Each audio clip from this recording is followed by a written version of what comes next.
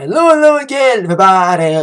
Zack Attack is here with my Atakline for this Thursday, January 14th, 2016. Alright, let's kick things off with 2 award shows announcing nominations. Let's get to the big one first. The Oscar nominations, which are going to get a lot of people talking for all the right and the wrong reasons. Let's get to some of the positives. The big leaders. The Revenant leads with 12 nominations, including Best Director for Alejandro Iñárritu. Back nominated for Best Picture and Best Director, because last year, Birdman won Alejandro an Oscar for Best Picture and Best Director as well.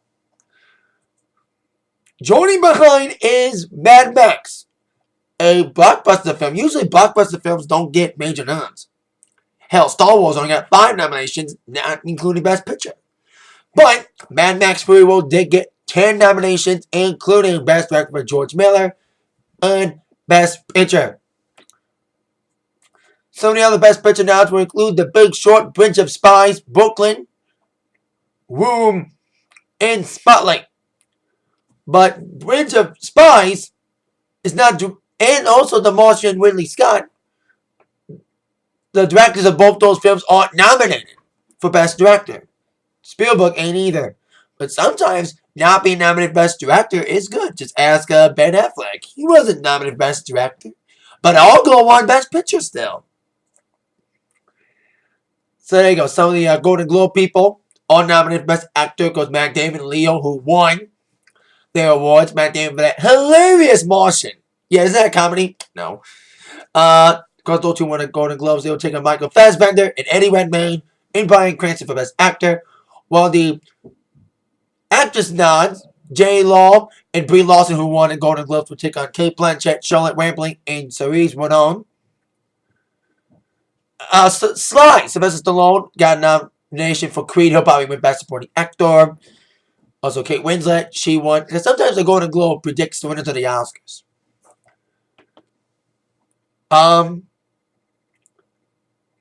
So that's some of the positives, including also Inside Out, Never the Best Animated Film, was shown to shape the movie.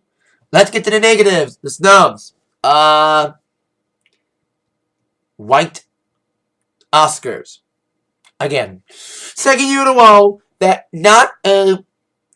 there's not a actor of color nominated for Best Actor or Actress again.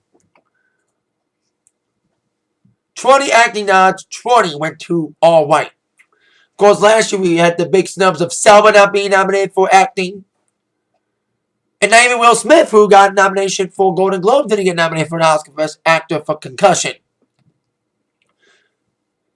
And not only black actors got snubbed, black movies did too. Straight Outta Compton got snubbed for Best Picture, got Best Screenplay. And also Wiz Khalifa got snubbed for Best Song. See You Again got snubbed, which is insane because rappers have won the Oscar for Song of the Year before. Just ask Eminem and 3 6 Mafia. But the song will go to The Weeknd nomination for Earned It, yet Love Me Like You Do, which was nominated Golden Globes, isn't nominated though. The winner of the Golden Globe, which will probably win the Oscar, like his fellow Brit Adele, Writings on the Wall, called Sam Smith. And even Gaga's emotional abuse song, Till It Happens to You, for The Hunting Ground, that's nominated for Best Song. And Best Doc, Amy Winehouse's documentary got nominated, but not Kurt Cobain's. And despite Womb getting some big nominations, including Brie Larson for Best Actress, Jacob Tremblay, who's a young actor, didn't get nominated for Best Supporting Actor. And I mentioned about a lot of black performers didn't get nominated. I told you about Will Smith not getting nominated. Heck, even Michael B. Jordan for Creed didn't get nominated, despite his co-star Sly getting nominated. You can go down the list of all the black people, all the black actors who had tremendous roles, but not nominated for an Oscar this year. There's going to be a lot of Black Lives Matter tweets after this when it comes to black performers getting snubbed at the Oscars, despite the fact that Chris Rock's hosting. Wow. Well, there are some snubs. Everyone who did win nominations are happy, including Lady Gaga, saying she's happy. And, of course, Sam Smith's nominated Best Song. Posted a picture of him saying, "This is my Oscar nomination face." It's like this. Thank you, Academy. Freaking out. Unreal. J-Lo about her nomination. F yeah. Steve Carell posted about his nomination. Oscar noms out. Couldn't care as Alan Rickman is gone. Because that's another big news in the movie. What is Alan Rickman, known for playing Snape in the Harry Potter movies, passed away today. Saying congrats to all the nominees. And those got snubbed. Well, it's sad. Especially all the talented African-American actors. And I mentioned about Star Wars getting a couple nods. John Williams. John Williams is the man. He got a nomination for Best Score against Emilio Amiconi. For The Hateful Eight that won the Golden Globes. For his 50th nomination, John Williams, well, I'm deeply honored and grateful to the Academy for this recognition. So there you go. So I told you Oscars nomination, but that's not the only major award show nominations announced today. The Brits were announced as well, their nominations. Of course, the British equivalent of the Grammys will take place on February 24th at the O2. Leading the pack with 4 nominations each is Adele, James Bay, and Years and Years. And probably Adele, like every other award show, she'll probably win everything. Of course, Adele is going up for Best Female Solo Artist, British Solo Artist, female, against Amy Winehouse, Florence and the Machine, that's not solo, Jess Glynn, and Lauren Marling. And she'll be also going up for Best British Single. Going up against Kevin Harris's How Deep Is Your Love. Love that song. It's a good song. Should have been popular more. Ed Sheeran's Bloodstream Rudimental. Ailey Golding's Love Me Like You Do. At least he got some nomination. James Bay for Hold Back the River. Jess Glynn for Hold My Hand. Little Mix, Black Magic. Ali Mills Up. Philip George, Wish You Were Mine, Years and Years King. Hello will probably win it. While Adele's also for Best British Artist Video of the Year. Going up against all those nominations for the Best Song, along with Jessie J's Flashlight, Naughty Boy Song, and One Direction's Drag Me Down. They always fucking win. When it's fan voted, they win. They will probably win. And also, they'll be going for Best Album of the Year. The MasterCard British Album of the Year. And she'll probably win that one. So that's some of the British nominations. Let's get to the international nominations. Best International Solo Mary of Drake, followed John Misty, Bieber, Kendrick Lamar, and The Weeknd. I would predict either Bieber or The Weeknd will win it.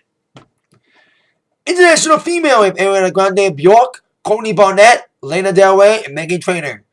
I like Courtney Barnett. I like her stuff. I think Grande or Trainor will probably win it. Best International Group of Alabama Shakes, Eagles of Death Metal, Major Lazer, Tame Impala, and U2. Probably U2 or Alabama will win it. Or maybe Eagles of Death Metal, sympathy vote for after the Paris tragedies. Or tragedy that happened during their concert. So there you go. Nominations for both the Brits and the Oscars announced. Now on to some touring news about an artist who's rescheduling shows, 3 Rock and Roll Hall of Famers touring together, and a group that's honoring the 20th anniversary this year, but one member might be out. Let's get to the postponement first. Janet Jackson announced on Christmas Eve that she would have to postpone a bunch of her Unbreakable Award tour dates because of some surgery she was getting. Although there were some reports of it being cancer scare, Janet denied it. And she's back on the road and rescheduled all the dates that she was supposed to do. Mostly the dates from January to March, I think she had to reschedule. Including her Palace show. She was supposed to be at the Palace on February 5th, but now that show at the Palace will take place on July the 23rd. Other cities getting rescheduled dates including Indy, St. Louis, Kansas City, Houston, San Antonio, Portland, Tucson's the only show that's getting early postponement. Tucson's postponed for May, but the majority of the postponed dates will be in July and August, with the Quicken Loans Arena ending the leg of the tour in the U.S. Booking got rescheduled, a lot of dates got rescheduled, so there you go. Janet Jackson keeping her word, rescheduling her Unbreakable World Tour. Now, Janet did not get in the Hall of Fame this year. She was nominated, but 3 bands all in the Hall of Fame and all going on tour together, including one that is going in this year. I like the tour name, the Rock Hall 3 for 1. I've seen all 3 of these bands perform. Cheap Trick, who's going in this year, seen them twice. And touring again for the 2nd year in a row, this time in amphitheaters, Hart and Joan Jett. Seen them at the Palace last year. They were a terrific show. And I remember when the Palace show was announced, a lot of people in Detroit were commenting, why isn't this an outdoor show? This should be a great summer show. Well, I think Hart and Joan Jett heard, because both of them had busy schedules. That's why they weren't able to do any summer shows, because Joan was touring all year at The Who. Until they had to postpone their shows because of Roger Daltrey's health issues. But now Joan's got a lot of open scheduling, and now they will be going on an amphitheater tour, like I said, with Cheap Trick, a 30-city amphitheater show tour, which will kick off at the Knob, DTE Energy Music Theater on July the 14th. So it's kind of cool Detroit's kicking it off. That's awesome. And a lot of people in Detroit wanted them to play the Knob. So that's a great summer show at the Knob. And it's going to be a fun show. I've seen all 3 of these bands perform, especially Hart and Joan Jett together last year. It's going to be an excellent, excellent show. Besides Detroit, they're also going to be in St. Louis, Chicago, Cincy, mostly amphitheaters. A couple New York shows, 3 New York area shows, and also New Jersey. Also, Kansas City, LA, they're playing the Forum, the only arena. Bristol, Virginia, a couple North Carolina dates, Nashville, Tampa. There's only going to be 1 show, and that's in Tampa that Cheap Trick will not perform. It'll only be Joan and Hart in Tampa. So that's a great name for a great tour. Rock Hall 3 for Hart, Joan Jett, and Cheap Trick coming to a town near you. Now on with touring news about a band that might be honoring the 20th anniversary with a member out. Of course, referring to the Spice Girls. This year, it's unbelievable that this year is the 20th anniversary of Spice, their debut album, which will lead many to believe that Spice Girls are going to do something special for their anniversary.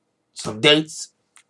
Maybe on the cities and countries they skipped on the 2008 tour after announcing them but never going to them, like Australia and Japan and South America, and only going to America and Britain for their 2008 reunion tour, the Return the Spice Girls tour. I rented that tour after they added Detroit. I benefited, but a lot of people got left out. Maybe they'll go back to the coast countries. But if the Spice Girls do anything for the 20th anniversary, 1 member will be out. And that would be Posh. Victoria Beckham rumored that she would not be joining the Spice Girls on this reunion tour, with a source, and representative, should I say, saying that Victoria has been very respectful about the fabulous time they have had in the past. However, her focus is now very much on her family and her fashion business. So, if Spice Girls do anything, it'll be only for them. I think Melanie B said she would not get back together with the group unless all 5 are together. So we'll see if that has any effect on this situation, if the Spice Girls are going to get back together or not. And Victoria wasn't like the best member. She was decent. She tried. My favorite was always Ginger.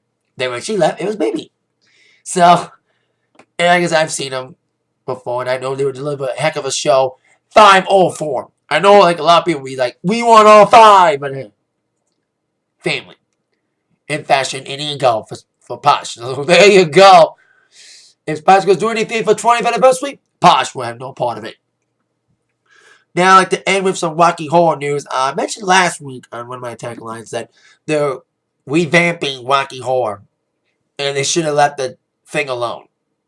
You know what I mean? They should have let Sleeping Beast lie, because wacky horror is a classic. I know they're like doing remakes of The Wiz. I'm hearing they're doing Hairspray live now, This announced that, of course, Grease Live's coming out, but come on. The original's better. I even said this too. The only positive is the new versions will make people want to see the old versions.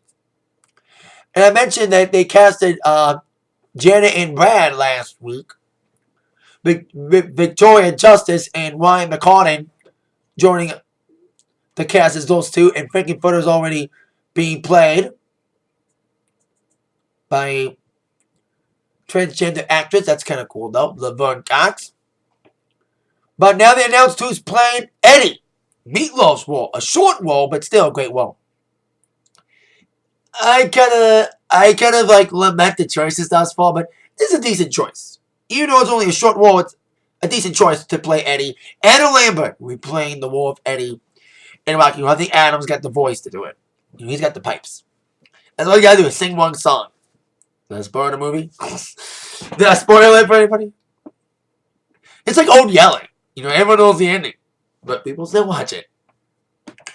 Because, like I said, Eddie's a short role. I'll leave it from there. But it's a fun role, though. And Adam Lambert, who's having already a good week, he announced a bunch of tour dates on Monday. He released a statement saying that I grew up watching Rocky Horror, but could not imagine that I would be part of this new vision. Rocky Horror always made me feel like it was okay to celebrate my weakness. Hallelujah, bless my soul. I love that rock and roll. Of course, quoting that song, Hot Patootie, the song he was singing as Eddie. And it's not going to be live. It'll be filmed in advance. 2 hours. My show will be directed and choreographed by Kenny Ortega. Now, I like Kenny Ortega. Yes, he went to High School Musical, but he was also the director and choreographer of Footloose and Michael Jackson's tours, including This Is It. Even though, I don't agree with this being remade, at least Kenny Ortega's doing it. I like Kenny Ortega. I like his stuff. So there you go. Adam Lambert being added to the Rocky Horror Show Revival on Fox as Eddie. And that's it for my Atakline for today. Thank you very much for watching. With that in mind, you've been attacked by the news from Zach. See ya! Yeah.